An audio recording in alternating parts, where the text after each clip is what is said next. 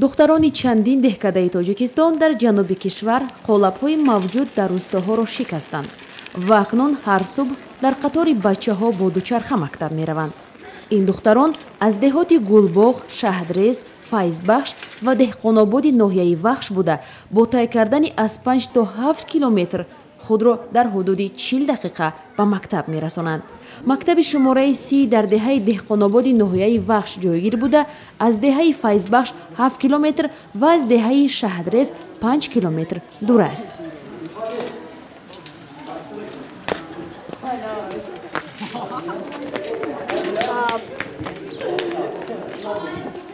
میبخشید دخترک نام نسبتون؟ نام نسب من خوجایeva رخشانه. خواننده صنف چند؟ خواننده صنف 9 ب. ما از دهه گلباغ میبینیم. از سبب راهمون دور است.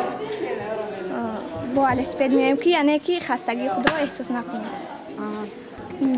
خوب 3-4 سال میشود که من دوچرخه میرانم و مثال گیم پدر مادر من هم با یعنی زید نیستن که من ولسپیدرانی کنم و ولسپیدرانی کنم. خب این اختیاری من است. من خودم میخواهم که ولسپیدرانی کنم و یعنی دشواری نداره شما؟ نه. خب مثلا در دهه خود شما مکتب نیست که از راه دور میآید با دوچرخه در اینجا تحصیل نه، در دهه ما مکتب نیست. از همین سبب با ولسپید به اینجا میایم. من با واسطه دوچرخه به مؤسسه میایم برای درس گذراندن به خوانندگان.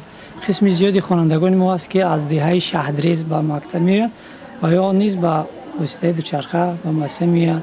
در مؤسسه برای در راه قاعده حرکت راه آموزگاران کارهای فهماندهی را میگذرانند که در راه در یک طرفی را بروند و یگام چی نشود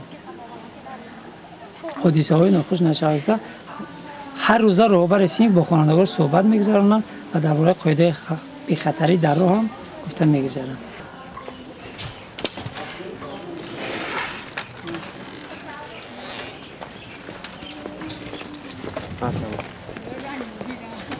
در مکتب 30 دهه دهقان‌آبادی وخش حدود 900 نورز به تحصیل فرا گرفته شده بیشتر از 30% خوانندگان با دوچرخه به درس می آیند. و سبب اون که در بین دهه ها در اینجا نقلیات نیست و خوانندگان نیز به جز با دوچرخه آمدن امکان دیگر ندارند تا که سری وقت به درس حاضر شوند.